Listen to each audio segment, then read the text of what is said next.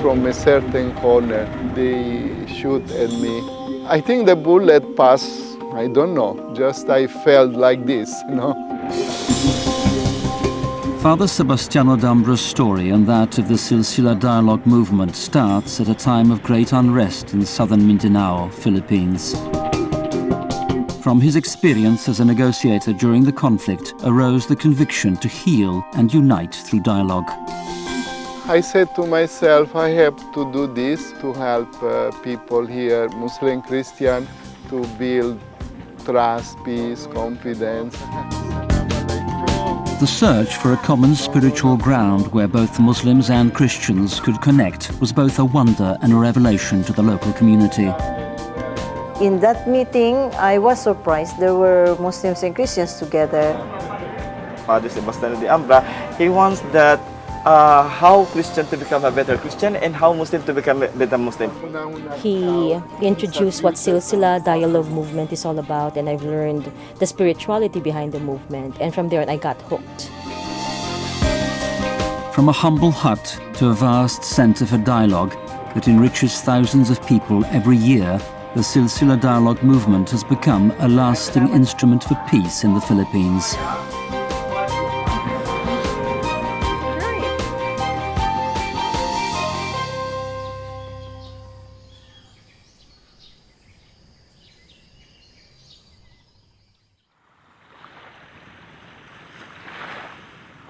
I came from Sicily. My house was near the sea.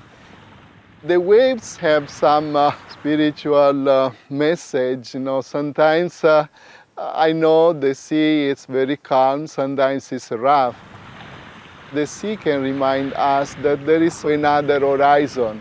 We have to move from one horizon to another horizon. This is life. I never thought to reach to this age or this place or to do what I'm doing, but it's part of my understanding, of course, in my prayer, in my trust in the Lord, moving through one horizon to another horizon. The first horizon Father Sebastiano Dambra encountered was to experience interreligious dialogue far away from his native Italy. After joining the Pontifical Institute for Foreign Missions, PIME, Father Sebastiano learned there were many negative perceptions of people from opposing religions which needed mending. He was assigned to the Philippines island of Mindanao, home to a large Muslim population, arriving there in February 1977. In my first mission, it was Yocon, Zamboanga del Norte, in Mindanao. I start to give attention, first of all, to the Subanon. These are indigenous people. And after I saw the great need to be closer to the Muslim, at that time it was the MNLF war. The country had fallen under martial law and the dictatorship of President Ferdinand Marcos. Human rights violations were increasing. Several PIME missionaries had been deported. The political situation was further complicated by a military conflict between the federal government and the Moro National Liberation Front, the MNLF, which sought independence. In the face of great violence and discrimination, Father Sebastiano became a bridge between opposing sides. He named his humble nipa hut in the village where he lived the Muslim Christian Brotherhood. All the neighbors were Muslim, and children are always around with a lot of curiosity. And one day I was in the room just for moments of prayer. When I went out, one little girl said, "Father, what you have done inside?" And I said, "I was praying." And this girl is looking at me and say, "Father, also the Christian pray?" I was touched because poor girl, she has an understanding of the Christian, like the military, those who kill the Muslim. The immersion in the Muslim community was, first of all, a kind of personal transformation. I came up with this expression that became now a slogan, our motto, our point of reference. Dialogue starts from God and brings people back to God.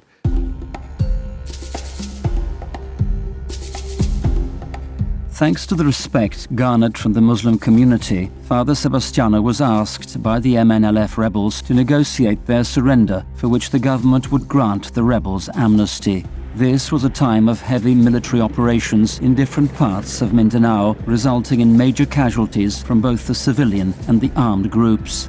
For more than a year, starting in August of 1979, Father Sebastiano met with rebel and military groups. I said to myself, I have to do this. It was a time of crisis. I have to help people here, Muslim, Christian, to build trust, peace, confidence.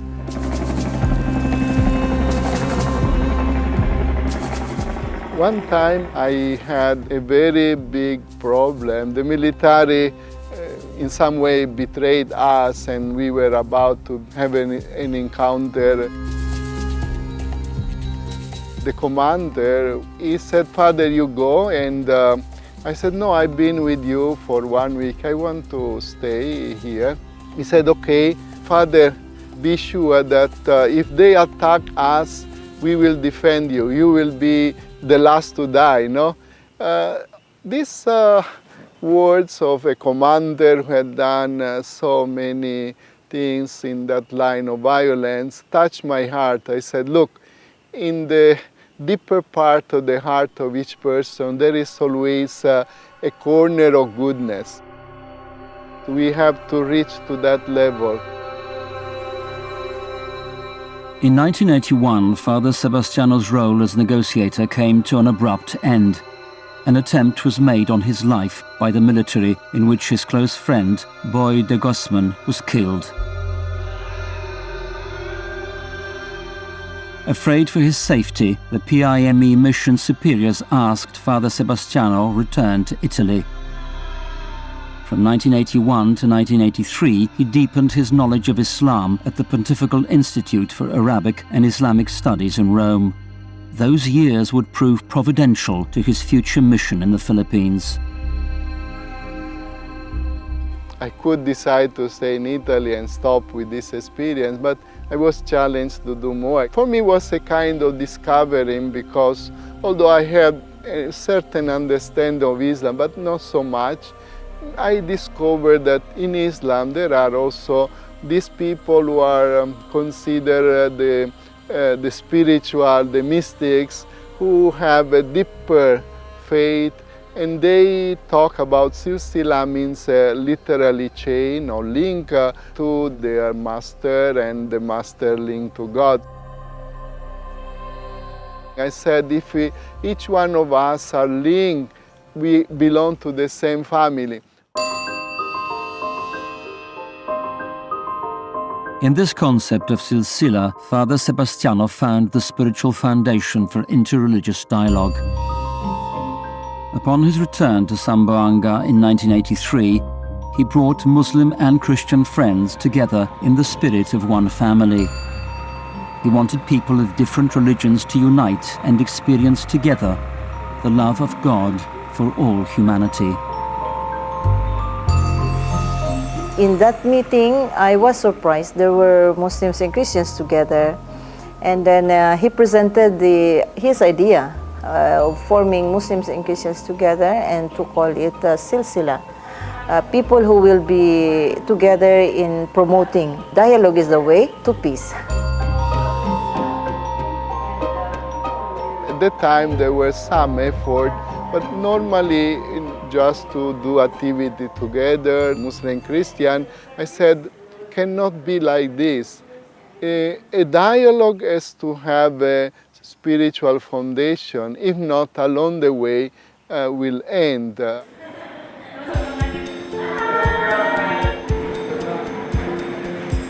In May 1984, the Silsila Dialogue movement was born. The group of friends Community leaders and those seeking peace met on a regular basis. The group eventually rented a space in Zamboanga city, wanting to become a visible presence in the community.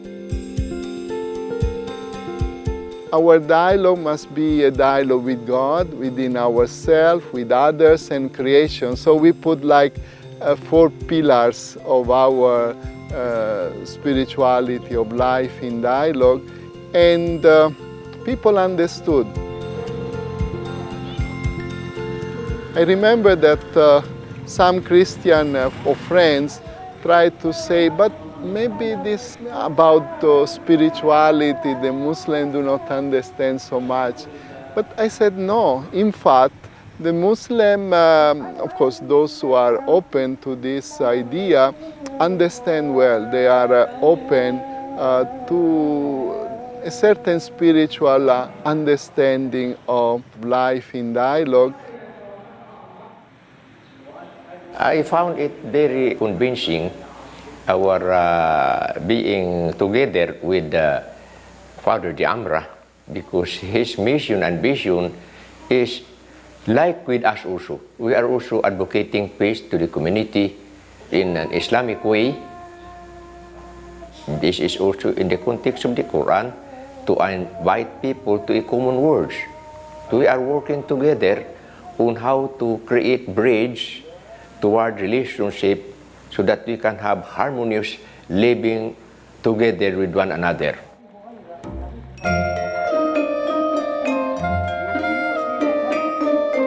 Inspired by their philosophy of love in action, several members of Silsila ventured permanently into one of Zamboanga's poor neighborhoods. They wanted to have, as they called, a dialogue of life between the different faiths. Why are you living with us? You are a Christian and we are a Muslim. And I explained about what is Silsila, our vision and mission. And then I said, I love to know you, I love to know the culture, I love to know something more about Muslims.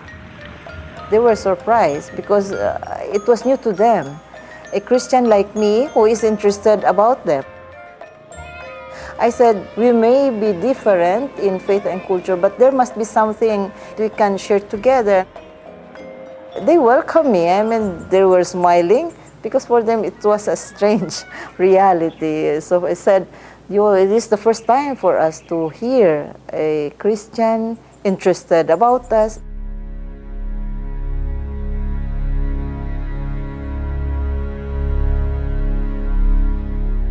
Tragedy would touch Silsila unexpectedly in 1992. On May 20th, 1992, one of the key members of Silsila and a PIME missionary, Father Salvatore Carzeda, was assassinated on his way home after a meeting. The event devastated the group and raised doubts about its continuity and safety.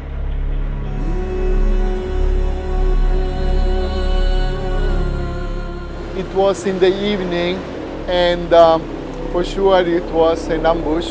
So it is not clear. Some say that I was the target.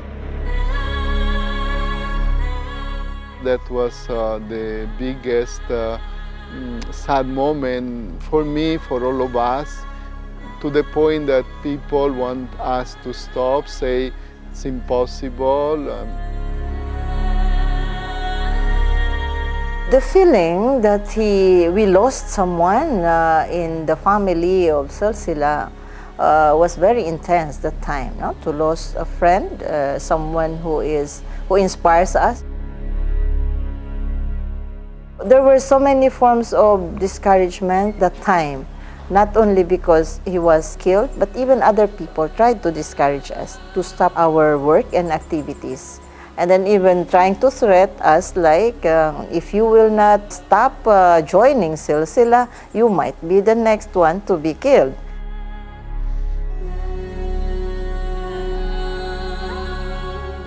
At the time, we were not so strong. And thanks to God, we find the spiritual energy. And Minda said, no, Padre Salvatore, remind us padayon, no? Padayon means move on, no? And we said, okay, padayon. And I can say from that time on, Silsila have been becoming stronger and more determined in many ways.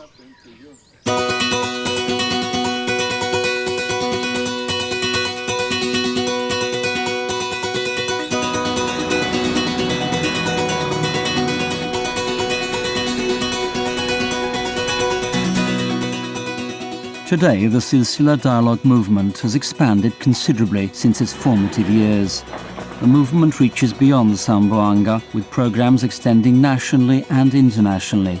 Silsila is headquartered in Harmony Village, a lush 14-acre compound overlooking the Sulu Sea near Zamboanga. The grounds encompass many ever-expanding buildings and prayer houses.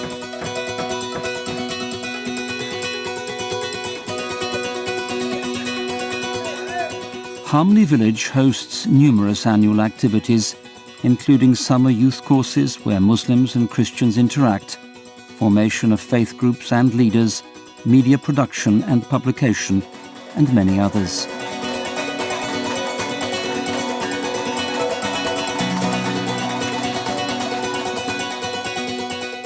Silsila is a movement, and we have different components. Structure-wise, we have an organizational setup. We also have areas of formation. We organize summer courses, seminars, and workshops. And these are participated by people who belong to different professions in life, and most especially those who are working in the communities and non-government organizations. We have also the Harmony Zone areas, where we bring the spirit of dialogue and peace in the grassroots level. I attended the summer course, and in that summer course we had exposures living with people in the community. We have to know the other faith, not only theologically, but also the day-to-day living and